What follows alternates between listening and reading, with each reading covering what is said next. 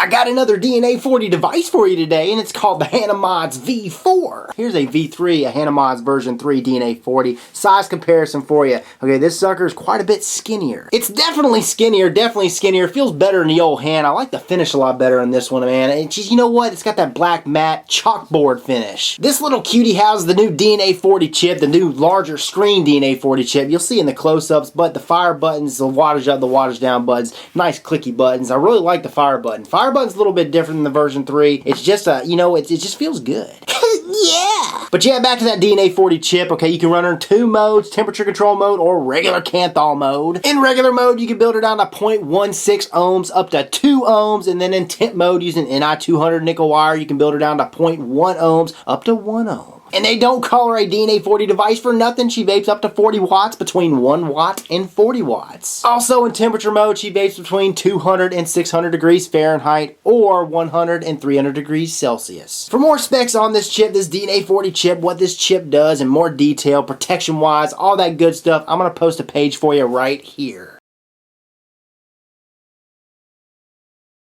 This V4 right here holds a single 18650 battery, and something that they did different for this device that they did not do for the V3, they included a latch, a little latch at the bottom where you get your fingernail in there, boom, you pop it open, the battery pops out. It's actually got a magnet in there. You'll see this in the close-ups. You pull it out, you pop it back in there, close the latch, and then you close it off and lock it. That's how it works. With this one, the V3, they did not have that. They had a back panel, they had the screws, you pop the screws in there, you screwed it in when you want to tighten it down. It was just a pain in the ass. With this, it's not so much of a pain in the ass, but there is a con to it, which we'll get into. Also, this box is made of billet aluminum, and I gotta say, this thing is solid.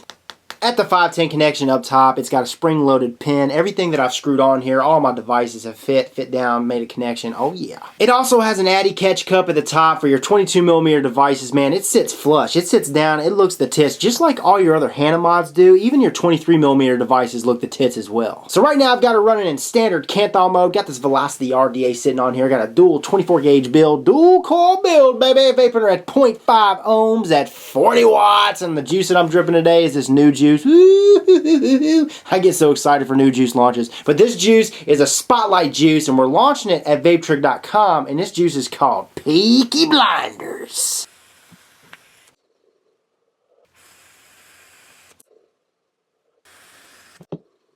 So now I've got her in temperature control mode. I've got this TCT tank sitting on here with a 0.15 ohm nickel coil head, and I'm vaping her at 40 watts at 480 degrees.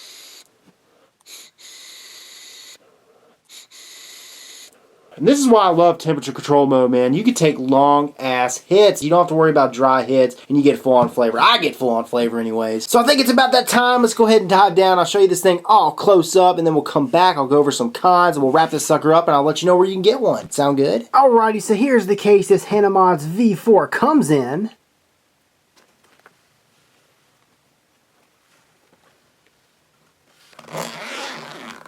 Pop her open, and then inside we got the Hana Modz V4 along with a USB cable. And here's a close-up look at the USB cable this sucker comes with. And here's a close-up look at this V4. She's 3.5 inches by 1 by 1.3. But on this side you got your fire button, your wattage up, wattage down buttons. Nice clicky fire button, easy to press.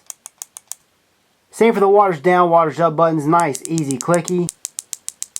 On the back, you got the Hana Modz V4 logo as well as Evolve's logo, because it is powered by Evolve, because the chip that's in this, like I mentioned, is the DNA 40, but you got the USB port back here. USB port / pass-through for charging, all that good stuff. And then on the front, you got the Hana Modz logo. Again, it says DNA 40, and you got the screen. This is the big DNA 40 screen, which we'll get into in a second. And here's the top of this device. You got your 510 connection. You got a spring-loaded pin. You also have a little cup. But yeah, the 510 pin is spring-loaded.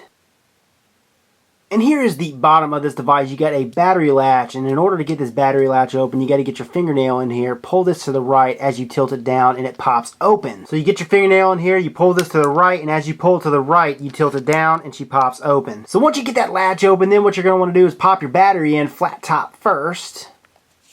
And what's really cool is once you get that battery in there, you can tilt her right side up with the latch open, and she's not going anywhere. She's not falling out because she's held in there by a magnet. Then what we're going to want to do is close that latch. So while you are holding this latch down, you want to get your fingernail in here, pull this lever in, and while you pull this lever in, you want to push this latch down. Let go, and she's locked. Locked into place. I will say this, if you do not have any fingernails or your fingernails aren't strong, you're going to have a bitch of a time getting this thing open. Tap the fire button once. Ooh, and there's a screen. It's a big old DNA 40 screen. It's a new large DNA 40 screen. You got the battery life, the resistance, the voltage, and the wattage. So as you guys can see at the moment, she is locked. And while she is locked, you're able to do a couple things. One is change this thing from normal mode to stealth mode by holding down the wattage down button and the fire button down at the same time. From normal mode to stealth mode. And to take her back to normal mode, you do the exact same thing. You hold down the wattage down button and the fire button down at the same time. Stealth mode, normal mode, and we're back. To take the screen from right mode to left mode and from left mode to right mode, all you do is hold down the wattage up button and the fire button down at the same time. And then do the same thing to take it back to right mode. Hold down the wattage up button and the fire button down at the same time.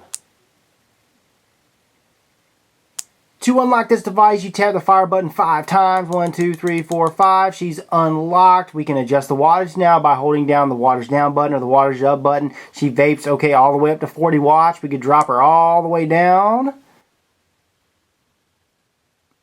All the way down to 1 watt. All the way up to 40.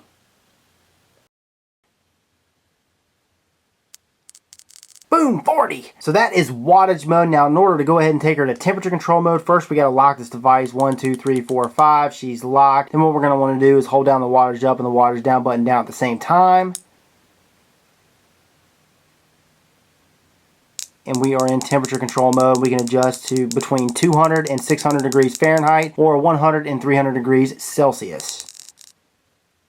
You know what? I'm going to leave her at 440. 440 degrees! But yeah, so check it out. I want to show you this new feature that came out for this device, or this new DNA 40 chip. And let me show you what it is, okay? It only works in temperature control mode. And you got to make sure this device is unlocked so you can fire it. And what you're going to want to do is you're going to want to hold down the wattage up and the wattage down buttons down at the same time. And what that does is it locks that reading at rest. And that's the new feature, okay? So let me show you. Hold down the wattage up and the wattage down button down at the same time while unlocked. Let go, and you see that lock sign next to the resistance, or reading at rest. That's the new feature. So here's a size comparison of these two devices, the V3 versus the V4. This device is a little bit fatter than this device, but this device is quite a bit wider than this device. And also the finish is a blasted black matte finish, and it feels just like a chalkboard.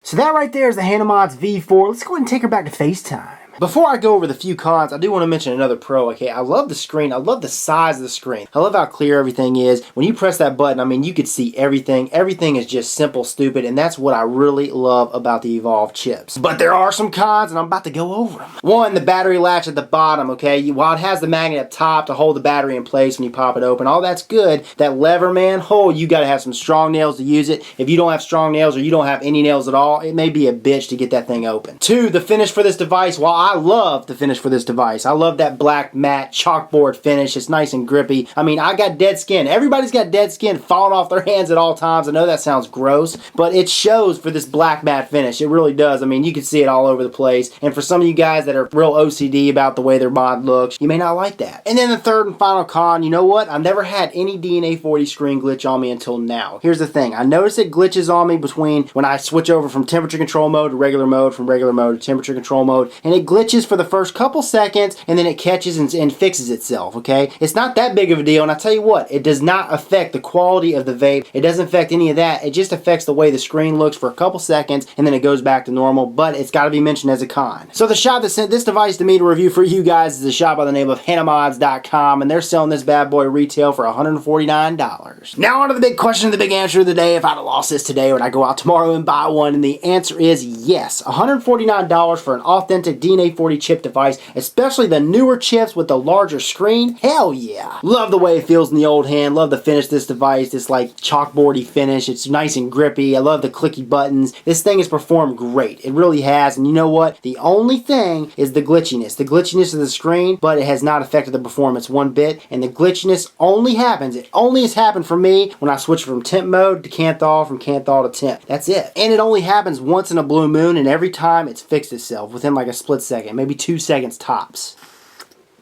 This is Rip Trippers, and remember, smoking is dead, vaping is the future, and the future is now.